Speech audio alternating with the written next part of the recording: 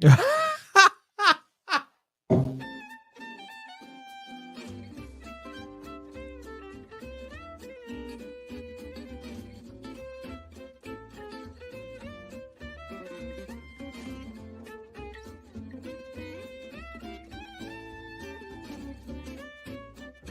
do you do, neighbor?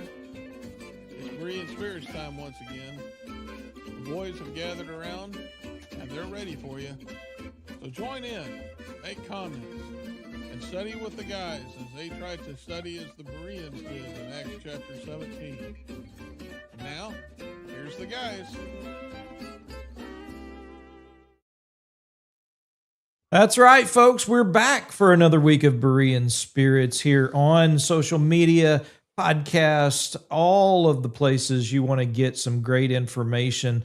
As long as you listen to Berean Spirits, you're going to get it. My name is Chris Peltz. I'm the evangelist with the Southside Church of Christ here in beautiful, rainy Springfield, Missouri. We've got Josh Thornhill with the Westside Church of Christ, as always, up in Wichita, Kansas. How you doing, Josh? Hey. Hey. Enjoying some good rain. Yeah. Yeah. It's wet outside, which I like. So it's a good day. Right. Absolutely. Richard Dodson with the Kearney Church of Christ up in Kearney, Missouri. How you doing, bro? Got a question for you. Oh, boy. I used to play golf years ago. In fact, for 20 years, my clubs have been in my garage. 2 sets. I was an avid golfer.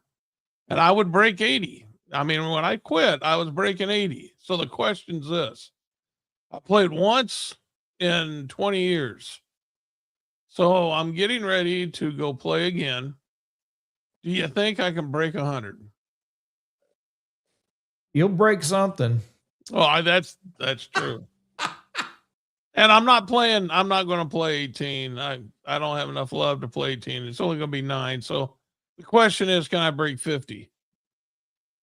No. Yeah, that's a good question. Yeah, I think you can.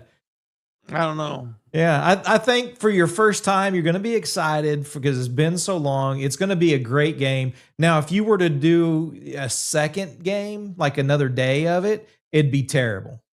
No, first of all, you'd be sore. You'd be, but I think you're going to be fresh and you're going to knock it out of the park, man. You're going to do good, great.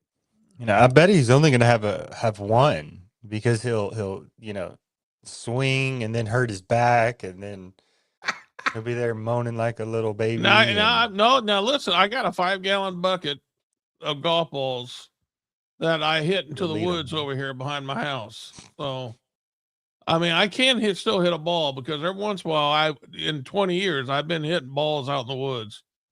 So it isn't like I can't hit a ball. It's the short game that, I haven't messed with. So I tell you what we need to do is get Josh and Ryan out there with you. And every time you hit a ball, they've got a shotgun and they got to shoot the ball. I was thinking maybe we just have them go fetch the ball. No, that's okay. Well, if they miss it, yeah, they got to go get it. There you go. That'd be great. That'd be great. All right. Well, folks, let's get into our topic today. Does God need your money? And just I don't quickly, know if he does, but I need your money. You need. That's right. Yeah. That's send right. me your money.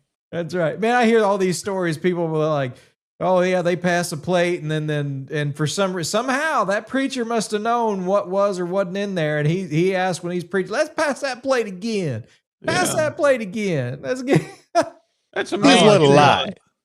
It's amazing how the preacher always has a sense for that. Yeah, right. Yeah. Y'all need to dig deeper into your hearts. That's well, I tell you what, that might be one of the only true statements they'd ever make right there. Is digging deeper in your heart, because that's what it comes down to. And ultimately, and very quickly, just the short answer to that question is no. But if that's the question that you're asking, or if you think, I wonder, yeah, that's a great question. Well, no, it's not. I think it makes the point that we're going to be getting into today. But if that's the question we're asking ourselves, then there's another problem that we have between us and God, between us and faith, and between us and the truth. And it's a heart problem, when we'll certainly get into that. As we get into the scriptures, though, the Old Testament, going all the way back to the Old Testament, there were all types of offerings that were made, from animal sacrifices to grain offerings, to money collections that were given up, right? Gold and silver and various things. And there's a few things I think that are interesting in the Old Testament. Deuteronomy 14, for example, in verses 22 and 23, it talks about the tithing and what the purpose of tithing was. The purpose of tithing was to teach fear. It wasn't about God getting the 10%. It was about an understanding and a dedication, a heart that was right, and a heart that feared or revered God. And it taught that. And so it wasn't that God needed that from you. God needs nothing from us, but what he wants, what he desires. And what we desire and want is something that I think is really gets more to the heart of this particular question.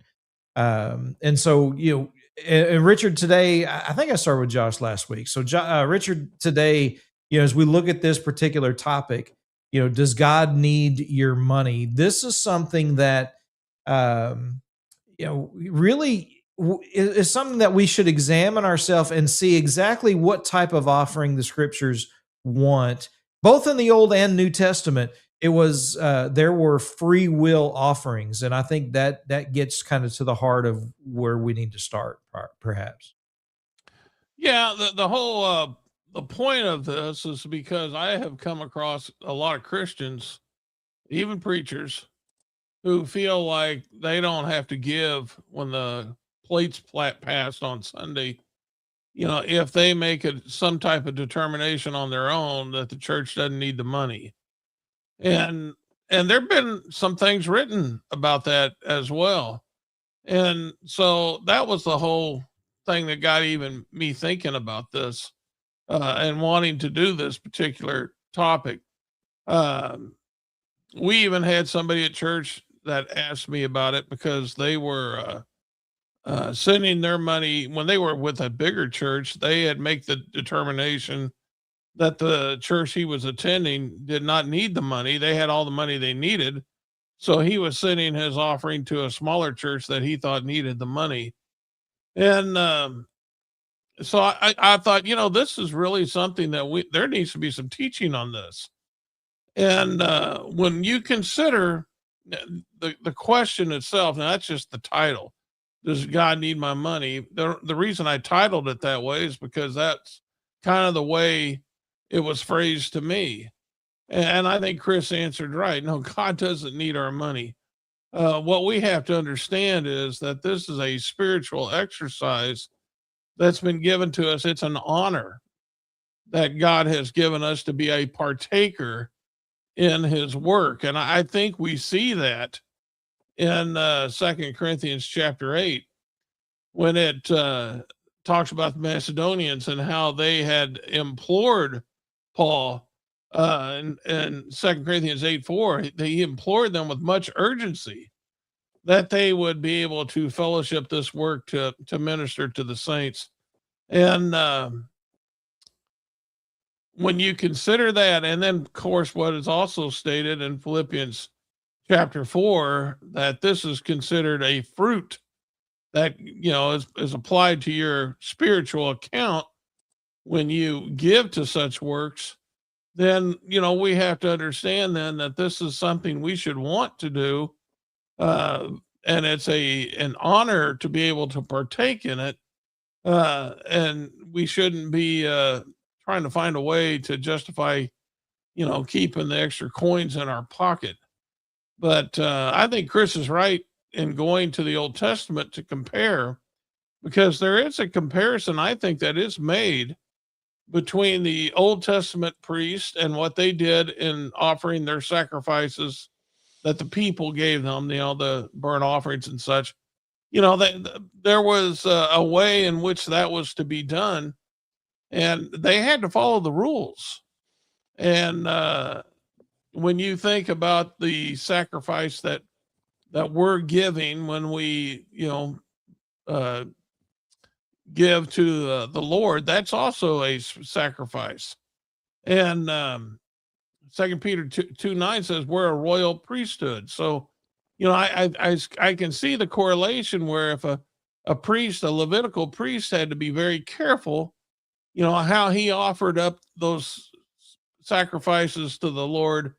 We need to be very careful that we follow the same. And we're talking about authority. We're talking about looking at what God commanded and accepting his authority and following the rules. As 1 Peter 2:5 says, spiritual sacrifices acceptable to God through Jesus Christ. And so, with that, yes, I do think that we have to be very careful with our giving and consider what we're doing and know what we're doing when we do give it. Yeah, you keep saying Second Peter. I was thinking that was First Peter, but anyway, You're right. You're right. You're right. Hey, it's one of those two. One of those Peters. If Peter- it's not Peter if wrote it's not in Second Peter, go to First Peter. that's right. Just by process of elimination, you got to know what I'm thinking, not what I'm saying. It's right. One of the great dad phrases of, That's All how I right, do my golf scorecard, by the way. That's how I was able to break 80. It wasn't that I remembered every shot. I just put down the ones I remembered. There you go. Oh man, Josh, when you get to this idea of God and what he needs from us as opposed to what he wants from us, there's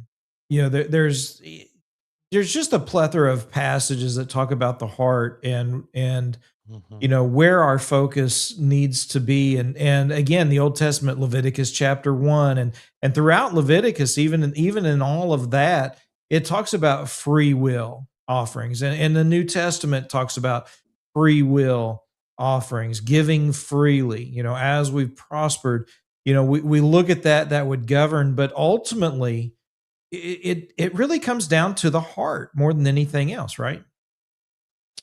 Exactly. And that's part of what God has wanted from the very beginning is the heart of his people. Jesus was asked, what's the greatest commandment in the law? And it's to love the Lord your God with all your heart, soul, mind, and strength, and your neighbor as yourself. The second is like it, and they love your neighbor as yourself. So God has never been interested in going through the motions. You can find that in Isaiah chapter 1, in Malachi, where Israel is offering sacrifices, but God says it's worthless to me because the heart is absent from it, and you're offering leftovers and such. So God has always been after the heart. And when it comes to our offering, it is an offering that comes from the heart as well. Again, like we've all discussed, or you've all discussed, God doesn't need our money. We're not giving so that God can just sit there and like Uncle Scrooge and just count all his money. He doesn't receive it, nor could he use it even. But God does call upon us to give so that his work can be accomplished. And you think about, I think we've already referenced the Israelites giving to build the tabernacle.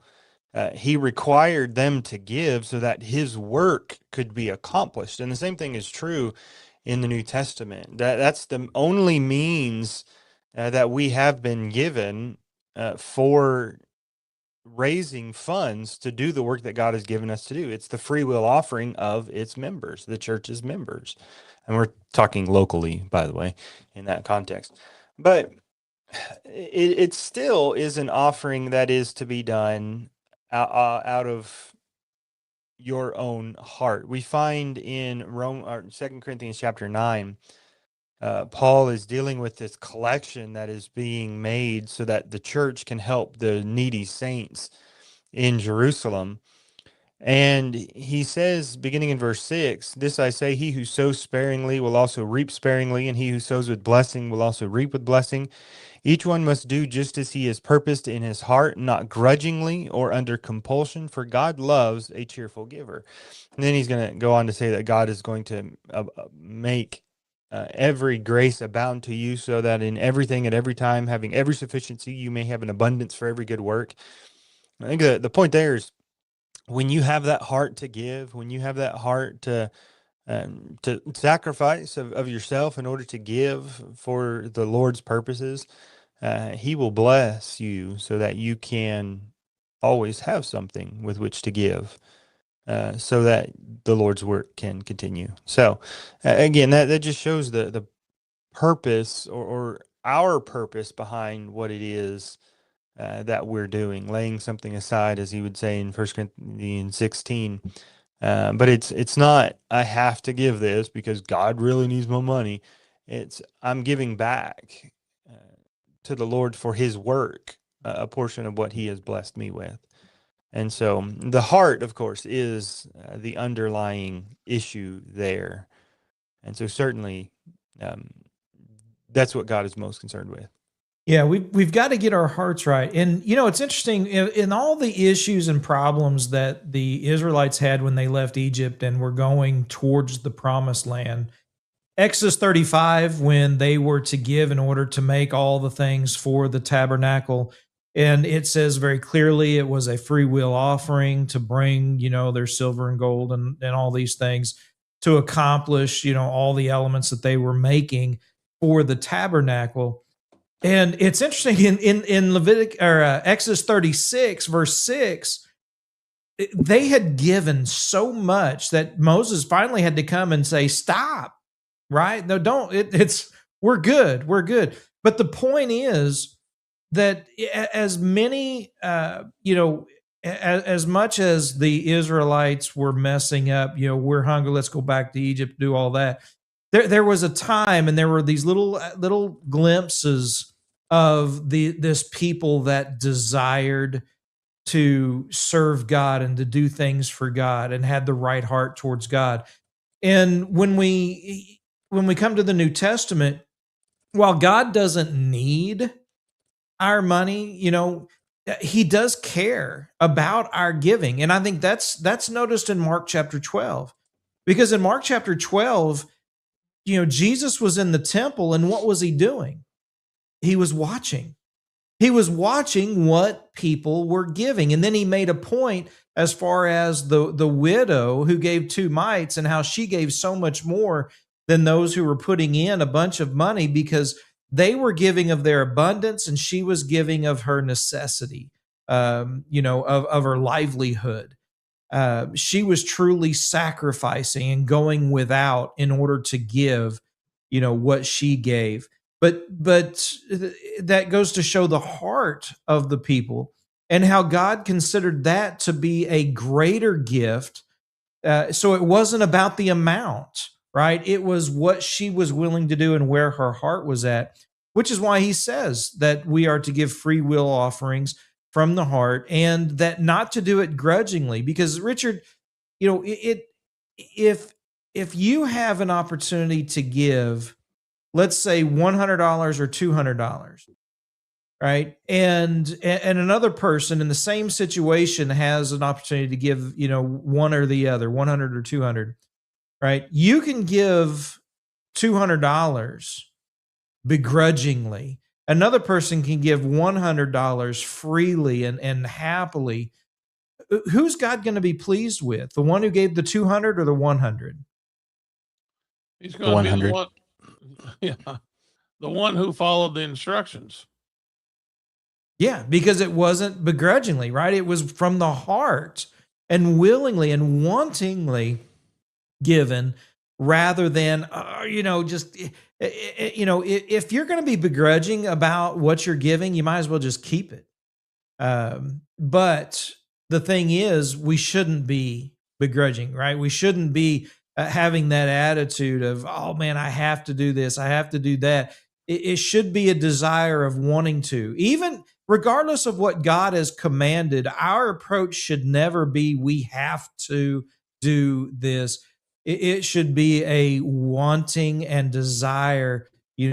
God desires this. I want to do this for the Lord. I want to do this, because even in First Samuel, Richard, when Saul had brought back all that stuff from the Amalekites and was going to offer it as sacrifice, Samuel told him it is better to obey than to sacrifice. Yeah, thinking about when you were talking, I was thinking about Jesus. I mean, he prayed to the Lord the night he was betrayed, and he prayed that this cup would pass from him, but he said, "Let not my will be done, but thy will be done." And if we're going to call ourselves Christians, then that has to be, that has to be our theme, I guess, is let not my will be done, but your will be done. And so when we're thinking about our offering, we have to know the Lord's will. Absolutely, we have to know the Lord's will, but then we have to follow it. Yeah, we do. And when you go to Hebrews 10, for example, while it doesn't so much talk about our offering, our giving, although it does talk about animal sacrifices that, it doesn't take away sin, but Christ came and offered himself. In verses 19 through 24, really through verse 22, I guess, it talks about having our hearts sprinkled and our bodies washed with pure water, and having our hearts right? Focusing on others, focusing on worshiping God, focusing on him. But it's all about a matter of the heart and what, where our heart is. Are we covetous? Are we carnal? Are we worldly? Are we all about, possessions and having things? Or, is our focus first and foremost, on God and his work and his labor in the salvation of souls? Josh, go ahead. Yeah, having a spiritual focus is the key. I mean, we have a good comment from Chris Kramer here saying how disappointing it is to give a couple of leftover dollars to God and then go spend $50 on lunch. That indicates a mix up in priority. It's not seeking first the kingdom of God, because like we find in 1 Corinthians 16, this offering is something that is purposed in our hearts. It's not intended to be, I open up on my wallet on Sunday morning and, well, I got $20, so that's what I'll throw in there.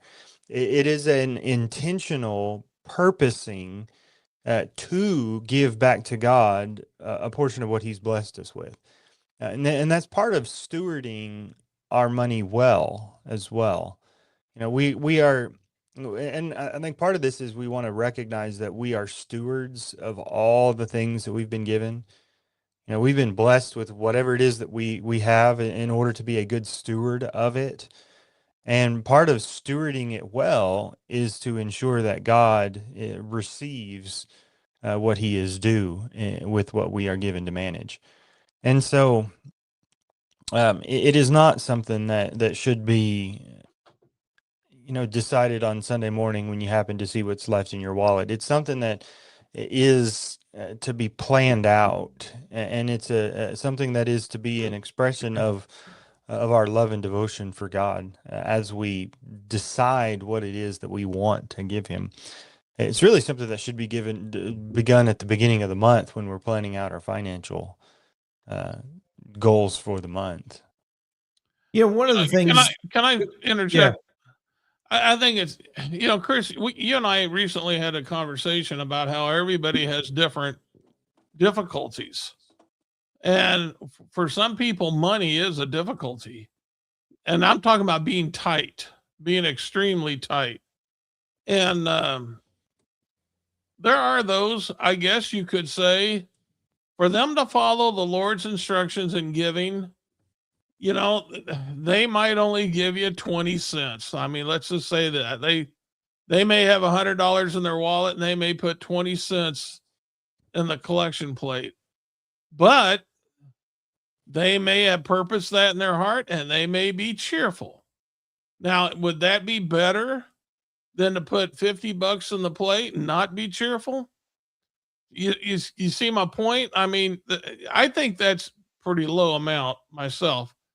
But having said that, I'm not going to judge what somebody else gives. And I do think that there is a spiritual growth that takes place with people. And for some people, giving is something they have to grow at. And, so I'm not going to sit there and say, if somebody gives a low amount that they're doing it wrong. If they're giving it cheerfully, and if that's what they purpose in their heart, okay. And I hope they're going to grow spiritually to where they're willing to give more of themselves. But I mean, everybody has to start somewhere. And so I don't think we should be in a position to judge how much somebody's giving.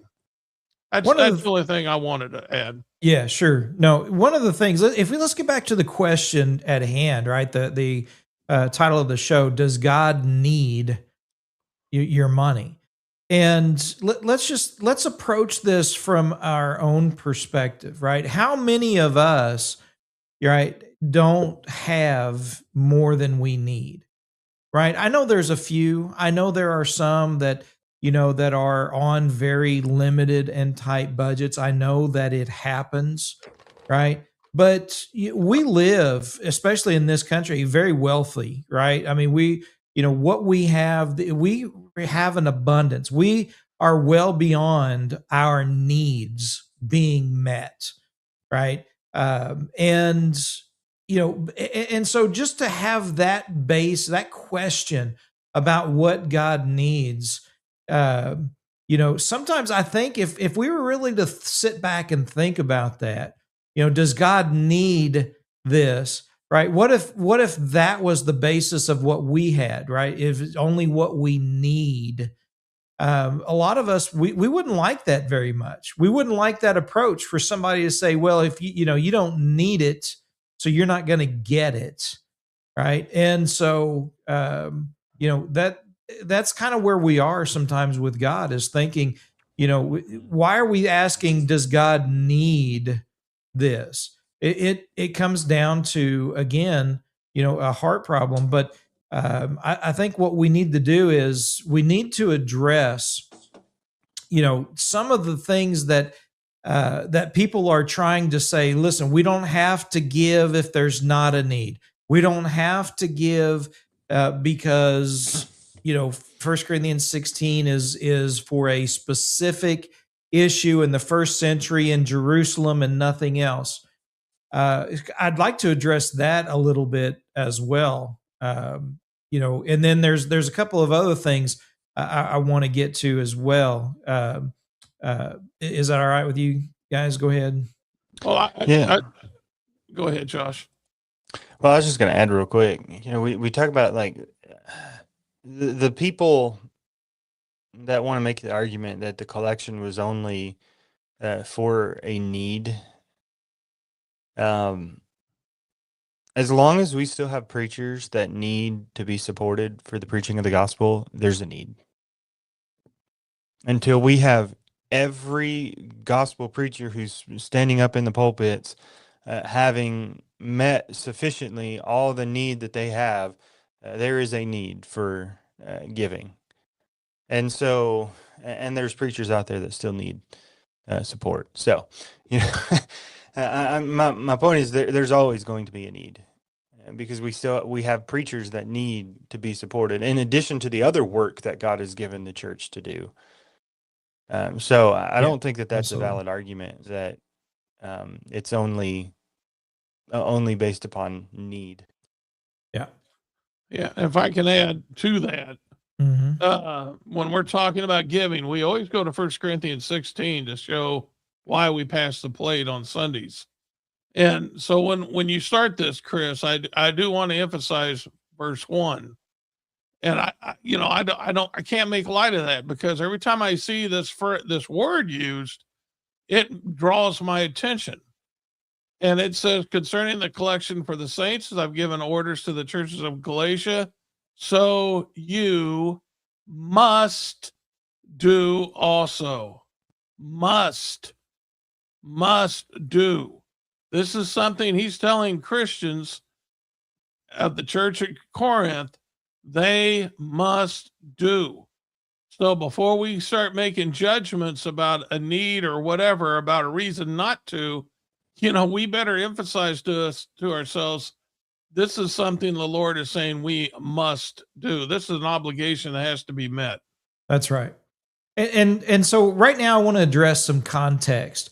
First of all, in chapter 16 of 1 Corinthians, because the idea that this is a collection only for what was taking place in Jerusalem and the needy saints in Jerusalem, it falls apart in the context, because yes, they were taking up a collection upon every first day of the week, and there was a need that was going to be met with some of those funds in Jerusalem that we'll get to. But there were other things in the very same context that the church in Corinth was providing for. Verse 6, for example, they were going to provide for. The word there, and Josh, you can help me there in verse 6 and verse 11, where it talks about Paul and then Timothy. Trying to think of how it's where it send them on their way. Is that send me on my journey? Send me on my way wherever I go. Yeah. Yeah, and then that's verse 6 and verse 11. I think the same thing with Timothy. Literally, though, you look at that word, it is provide. It is to give, to aid, right, them on their journey. It isn't just a farewell, good luck, good handshake, kiss on the cheek and a hug and see you later, right? It was a provide for them, aid them on their way. And they did that in verse 6. They did that in verse 11. He told them to do it for Timothy in verse 11.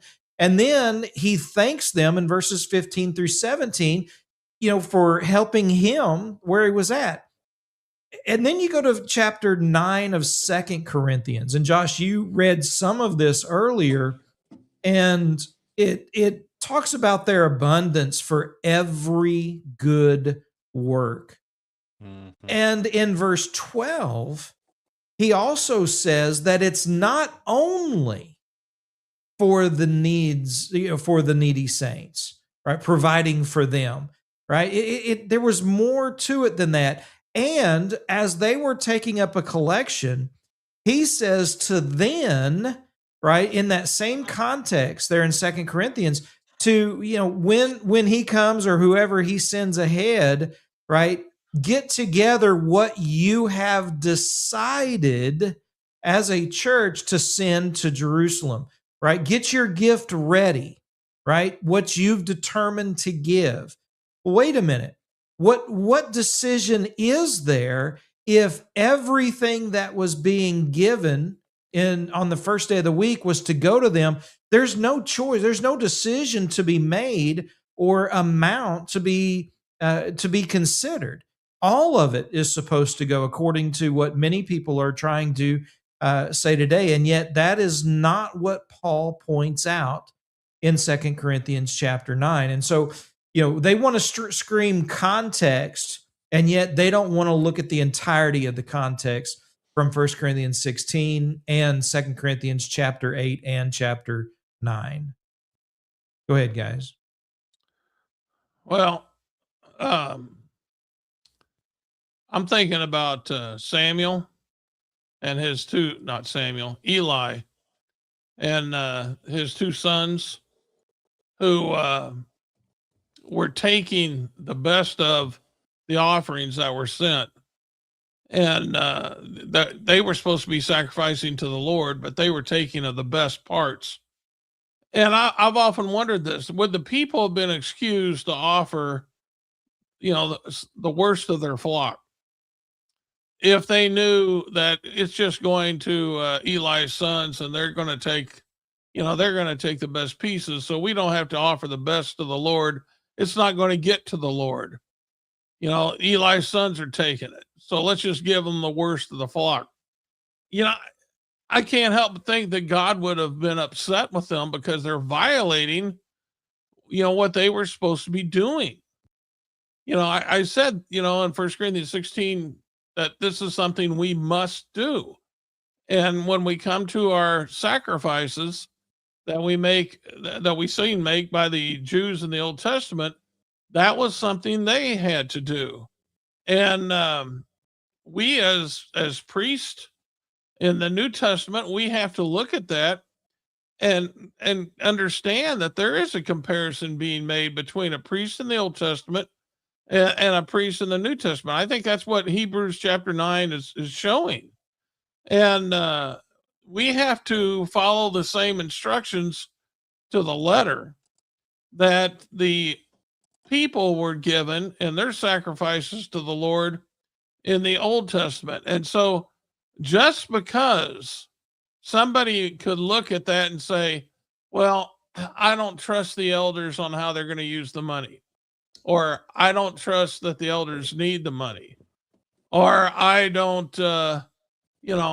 this is not for something that's specific, as you were saying, Chris, and by the way, if that's specific, then the only people we can give to are needy saints in Jerusalem, by the way. If there's no application to be made, then we might as well just get rid of all the collection, because the only people we can give to are needy saints in Jerusalem. That's what they're trying to do. If that's a specific example. But my point being, getting back to that point, is that it's not up for us to think about how our offering is going to be used. We have to give our offering as the Lord commanded. Now, there may be abuses on how that offering is used, like with Eli's sons. There may be abuses, but there is a way to deal with that. I mean, that's a separate issue from my giving. And so if elders, for instance, use the money in an unscriptural way, there is a way in which the church is to rebuke them before everybody. But be that as it may, that doesn't mean my offering to the Lord was wrong. If I followed it correctly, that the errors on their part.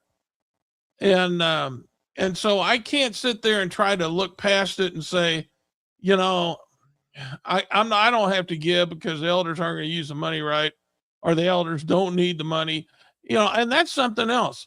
Mm-hmm. If I can go there. Well, that's what I wanted to say, is it doesn't necessarily mean that there's unauthorized use. Yeah. I mean, who are we to say the elders don't need the money?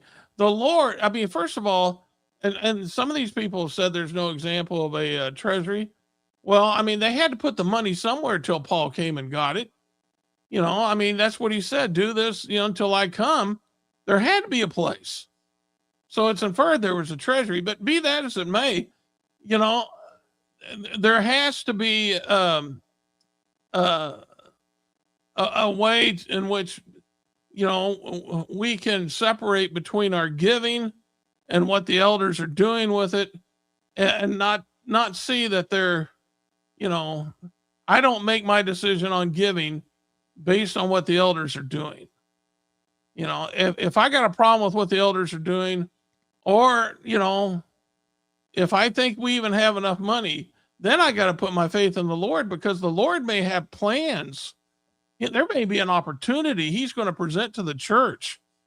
And that's why we need to be prepared for that, so that we can partake in it. So I don't know if I worded that all correctly, but.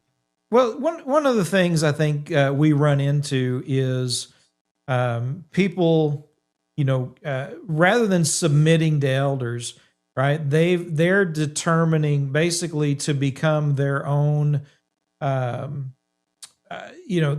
own guide when it comes to, how their money is used. And I think a lot of times it's with good intentions. I'm not doubting the intentions, not impugning the motives of people. I think sometimes it's misguided, because they look at a situation that maybe they don't completely understand, and they make determinations and go outside of a personal responsibility.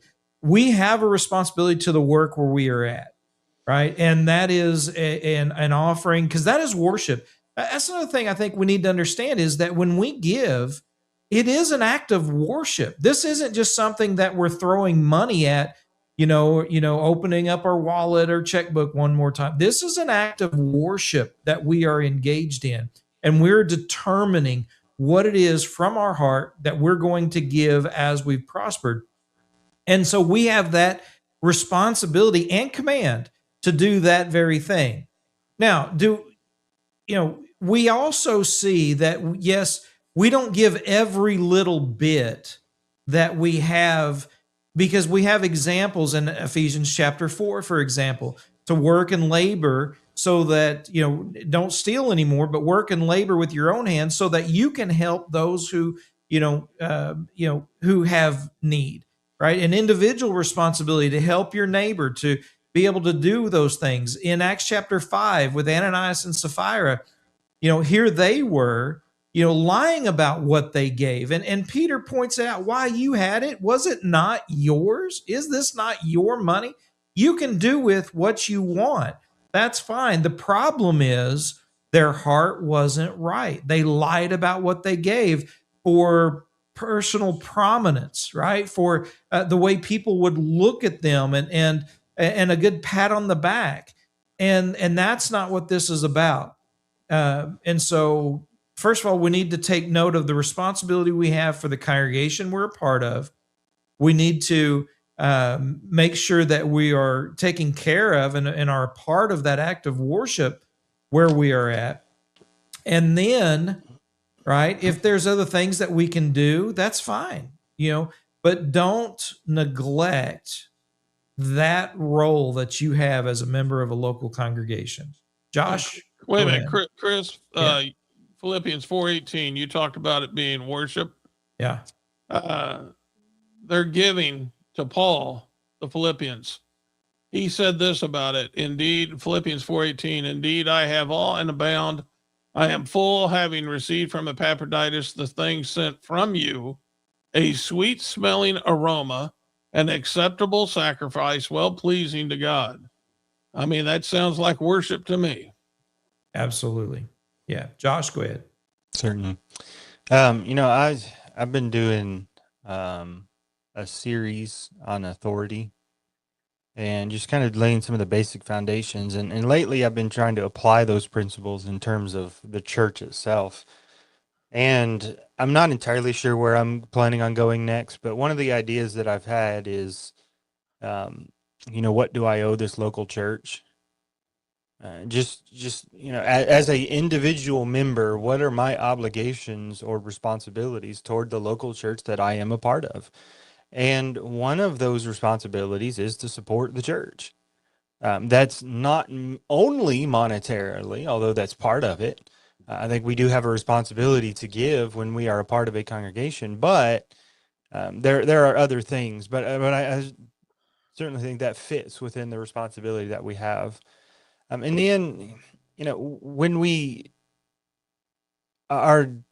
discussing, this trend where people are starting to question the giving, the offering, and collections and treasuries and such. Part of my question is, what's the motive behind that? Because I have a hard time believing it's purely is this authorized kind of a discussion. I think it kind of goes back to that heart issue that we talked about earlier. There may be some kind of a heart issue that is underlying those desires to try and get rid of the collection. Like people who don't give, maybe they don't like feeling guilty when they're just passing the plate along, or when they're being skipped every week. I don't know. But my question is, what's the motive behind it? And I think sometimes people can hide under the guise of, well, I don't think it's authorized, but usually there's sometimes a lot more deeper issues at hand. Yeah. Yeah. And in fact, if you can show that what you're doing is not authorized and that that's okay, then I think one of the motives is, well, then we can do these other things that are not authorized, right?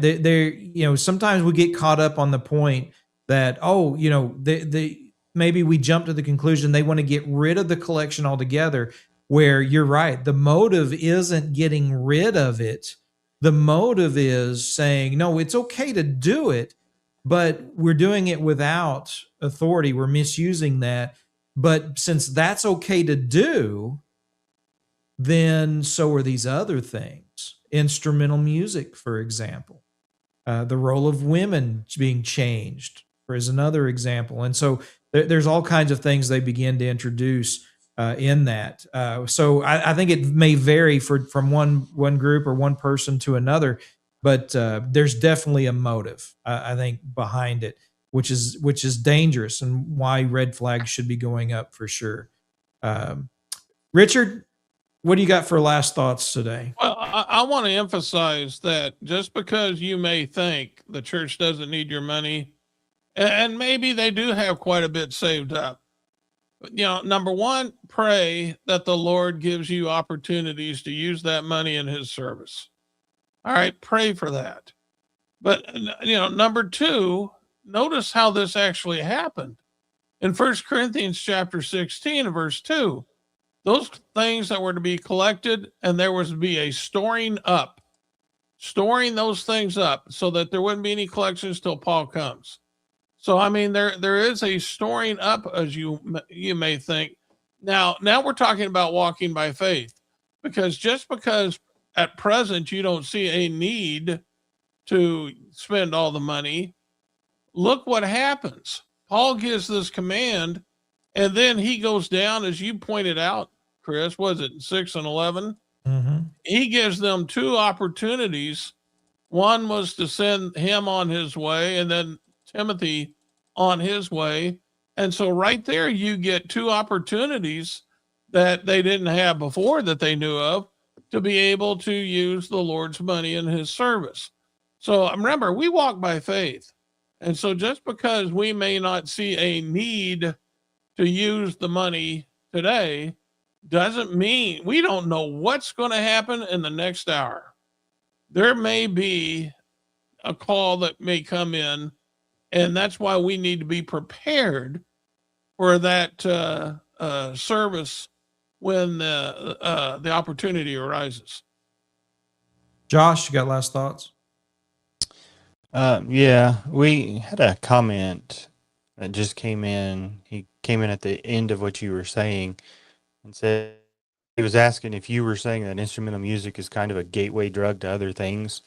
It's not what he was saying. He was saying that there's an idea that if we are taking a collection and that's not authorized, it is, by the way, but they have come to the conclusion that the offering is not authorized and yet we're doing it anyway, and that's okay.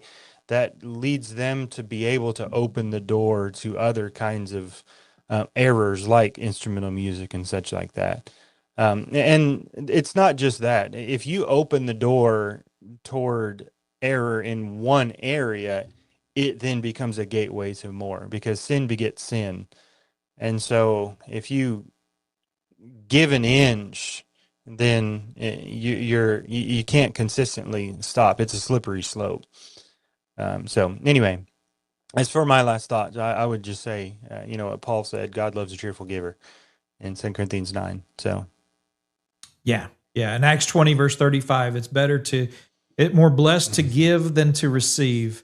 And again, it gets back to our heart, right? And that's what, rather than asking about, what God may need, is what do we want to do, and what do we want to do it for? And is our desire to, do the will of God and spread his gospel and make sure that it is possible for all of that to get done. And I think that's where our focus needs to be more than anything else.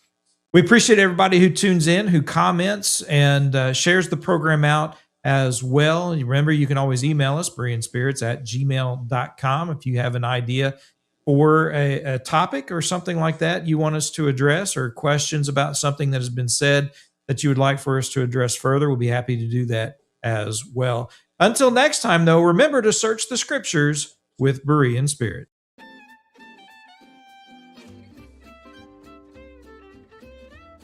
Well, folks, that's all for today.